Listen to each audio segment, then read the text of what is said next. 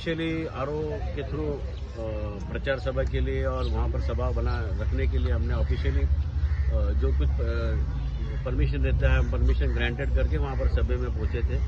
और जैसे आरओ का एक अपना पथक रहता है, वो पथक भी रहना वहाँ पर जरूरी रहता है। और वहाँ पर हमारी जो सभा शुरू हो रही थी, शुरू होते ही जैसे प्रतिभा पाटिल का जो भाषण शुरू हुआ उसके अंदर विरोधी के लोगों ने, खास करके भाजपा लोगों ने वहाँ पर अपने गुंडे लोग भेज के वहाँ पर गुंडेगिरी करने की कोशिश की। कोशिश तो क्या, वो कोशिश लेके हमारी जितनी भी महिलाएं थे वो महिलाओं के ऊपर उन्होंने गाली गलौज देना चालू किया और अनाप शनाप बकने लगे थे। लेकिन हमारी महिलाएं भी काफ़ी शांत थे, उन्होंने ये अच्छी तरह से सहा। लेकिन खंत इस बात का लगता है कि हमने ऑफिशियल परमिशन लेने के बाद बड़े पैमाने पर वहाँ पर पुलिस भी मौजूद थी और मौजूद होने के बाद भी जो प्रचार पथक, जो आचार संहिता का पथक है वो भी वहाँ पर था।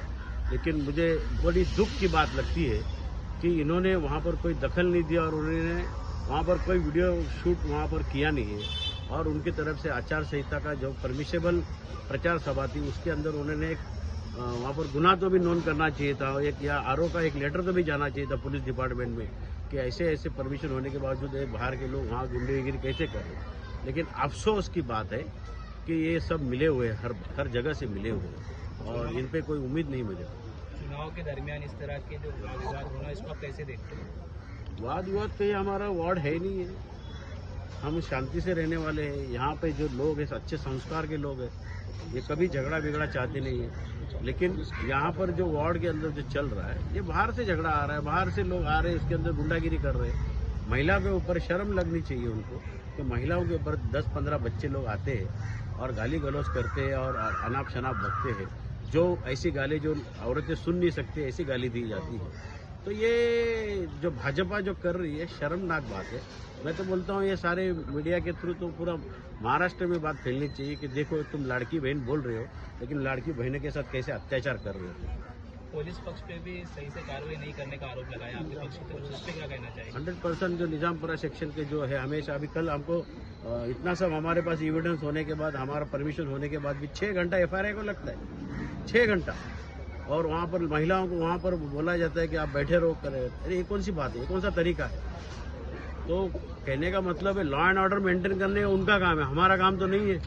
वहाँ पर अगर पुलिस प्रशासन वहाँ पर बैठी थी, वहाँ पर आचार संहिता का पथक था, हमने परमिशन लेने के बाद वहाँ पर एक इंसान वहाँ पर आके कुछ बोला नहीं कि उन्होंने भगाया नहीं। महिलाओं से वहाँ पर झगड़ा होना करना, हमारे मैडम और बाकी सब महिला उनसे लड़ते रहे, इसका मतलब क्या है कि वहाँ पर जो निजामपुरा सेक्शन है उसके ऊपर तो मेरा आरोप ही है क्योंकि ये गलत बात हो रही है।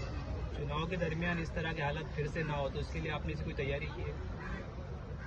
तैयारी बोले तो क्या समझा नहीं आपका सवाल? मतलब सुरक्षा को लेकर या आगे व्यवस्था को लेकर आपने क्या मतलब तैयारी की? सुरक्षा हमारी जनता ही है। हम लोग अभी पुलिस प्रशासन को जो ऑफिशियली लेटर देना तो दिया, अभी उनको देना है नहीं देना है वो उनकी मर्जी है। बाकी पाटिल फैमिली अपना मजबूती रखते हैं, मजबूती इसलिए रखते हैं क्योंकि सारे यहाँ के जो लोग हैं, यहाँ के महिला वर्ग है हमारे साथ में जुड़े हुए हैं।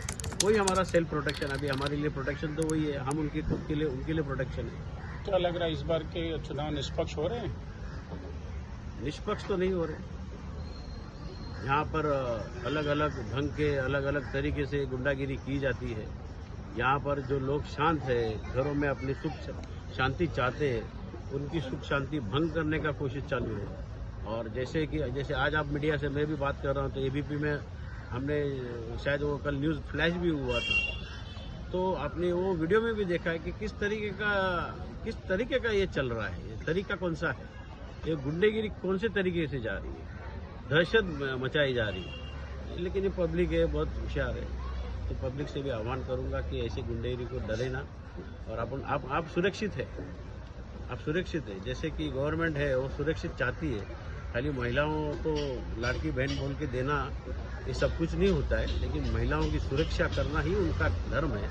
लेकिन देखा गया है कि उनके ही लोग कल बेबस होके गंदिया गाली हमारे लेडीज लोगों को दे रही है। कहाँ का महिलाओं का रिस्पेक्ट कहाँ है, लड़की बहनों का रिस्पेक्ट कहाँ गया?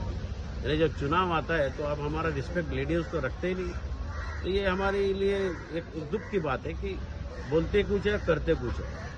विरोधी पक्ष की जिस पर आपने आरोप लगाया है उनका ये कहना है कि वो अपने घर के नीचे खड़े थे और उसके बाद इसे मामला हुआ, तो आप उस पर क्या कहना चाहेंगे? आप जाके वीडियो शूटिंग देख सकते हो। वहाँ पर झगड़ा क्यों हुआ, हमें तो खुजली नहीं ना किसी और के घर में जाने की। हम तो वहाँ पर 300 लेडीज लोगों की जो मीटिंग थी उसमें बैठे थे। तो आप शायद देख सकते हो, या हम लोग वीडियो, शायद आपने वीडियो देखा भी हुआ कि वहाँ पर किसने आकर क्या किया है। हम ऐसे संस्कार के लोग है नहीं ना कि दूसरे के घर में जागने जाए। हम तो हमारा ही काम करेंगे, हमारे तरीके से हम हमारा प्रचार करेंगे ना। और हमें बात करने की तो बिल्कुल आदत नहीं है, फिर भी हम कुछ ऐसा कुछ देखते तो हम टेढ़ा मुंह करके चले जाते, उनके ऊपर नजर भी नहीं करते, क्योंकि वो गांव के लोग है नहीं, कहीं बाहर के गुंडे लोग आके बसे हुए हैं। क्योंकि स्थानिक लोग हैं जो हमसे नजर भी नहीं, ऐसे हमसे कैसी काम ही नहीं कर सकते ऐसा गंदा काम। ये बाहर के लोगों के थ्रू बनाया जा रहा है गुंडेगिरी का। Thank you. Speed news Bharat.